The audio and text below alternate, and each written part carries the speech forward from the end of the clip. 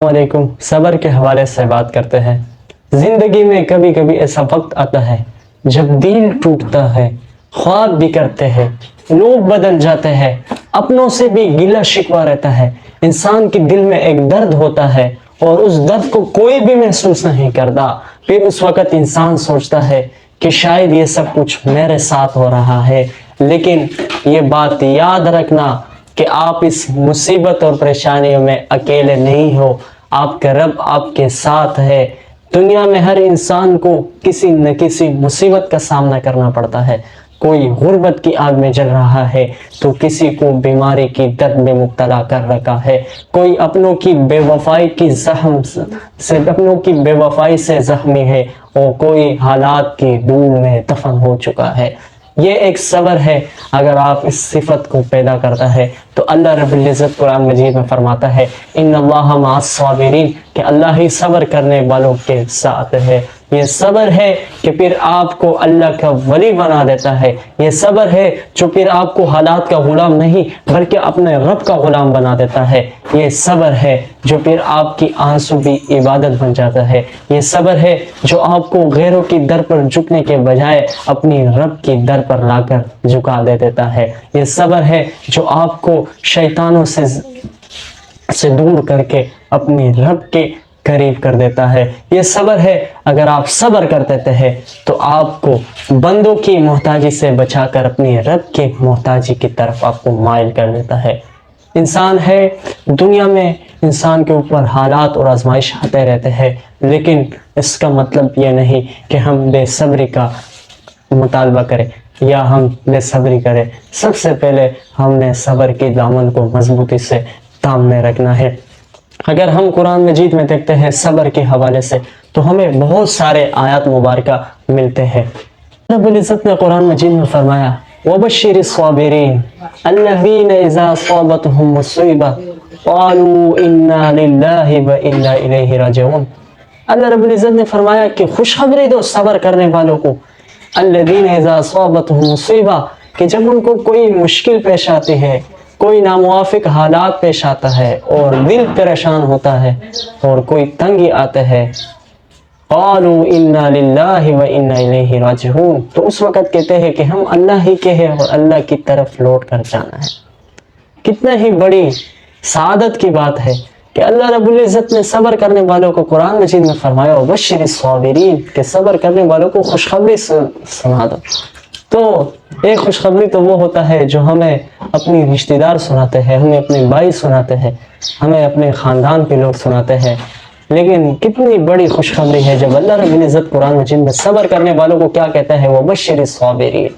تو یہ صبر ہے جو آپ کو پھر ہر قسم کی مشکل حالات سے نکال دیتا ہے۔ ظاہر ہے زندگی میں حالات آتے رہتے ہیں، لیکن اگر آپ نے صبر کی دامن کو مضبوطی سے تھامے رکھا تو آپ کبھی بھی پریشان نہیں ہو۔ آپ کے پاس حالات آتے ہوئے بھی آپ اگر صبر کی دامن کو مضبوطی سے تھامے رکھو گے تو آپ کے کوئی پریشانی نہیں ہوگا۔ اسی صبر کی مثال اگر ہم انبیاء علیہ السلام کی زندگی میں دیکھتے ہیں تو ہمیں یعقوب علیہ السلام کی زندگی ملتی ہے کہ جب یوسف علیہ السلام ان کے بھائیوں نے اس کو کنویں میں ڈالا، پھر وہ مصر کا بادشاہ بنا، اور خیر آخر تک یہ جو واقعہ ہوا ہے جو قرآن مجید میں ذکر ہے۔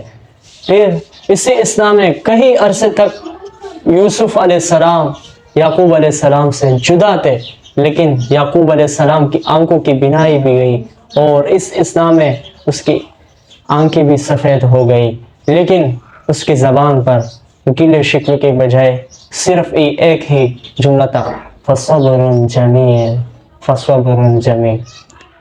ناظرین کرام، ہم اگر اپنے پیارے پیغمبر آقائے دو جہاں سید دو جہاں محمد مصطفیٰ احمد مجتبیٰ صلی اللہ علیہ وسلم کی زندگی میں دیکھتے ہیں تو جب آپ صلی اللہ علیہ وسلم طائف کی طرف سفر کر گئے اور طائف والوں کو اسلام کی دعوت کی غرض سے باہر جانے لگے تو وہاں کے لوگوں نے صرف انکار ہی نہیں کیا بلکہ وہاں کے لوگوں نے آپ صلی اللہ علیہ وسلم کے پیچھا کرتے ہوئے آپ صلی اللہ علیہ وسلم کو پتھر سے مار، آپ صلی اللہ علیہ وسلم کے جسم مبارک لہولہان ہو گیا، یہاں تک کہ جبرائیل آتے ہیں اور آپ صلی اللہ علیہ وسلم سے فرماتے ہیں کہ آپ حکم کریں کہ میں اس کی بستی کو پلٹ دوں، لیکن آپ صلی اللہ علیہ وسلم اس وقت اپنی زبان پر کیا کہتا ہے کہ شاید ان کی اولاد ایمان لائے.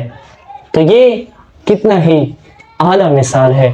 اور اسی طرح اگر ہم دیکھتے ہیں آپ صلی اللہ علیہ وسلم نے مکے میں رہتے ہوئے اپنی زندگی کی بہت سارا وقت وہاں گزاری. ظاہر ہے انسان جہاں وقت گزارتا ہے وہاں اس علاقے سے محبت ہونے لگتا ہے. تو دین اسلام کی دعوت کا اور دین اسلام کی پرچم کو جب بلند کیا تو کتنے ہی مشکل حالات سہنا پڑے. لوگوں نے آپ صلی اللہ علیہ وسلم کے اوپر گندیاں ڈالی, آپ صلی اللہ علیہ وسلم کو برا بھلا کہا, آپ صلی اللہ علیہ وسلم کو ہر قسم کی اذیتیں پہنچائیں, لیکن آپ صلی اللہ علیہ وسلم بالآخر مکے سے روانہ ہوتے ہیں اور مدینے کی طرف ہجرت کرتے ہیں. جب ایک جگہ زندگی کے اکثر لمحات گزر جائے تو اس جگہ کو چھوڑنا مشکل ہوتا ہے, لیکن کیا آتا رب کا حکم تھا اور صبر کی دامن کو مضبوطی سے تامنے رکھتے ہوئے آپ نے مدینے کی طرف ہجرت کی.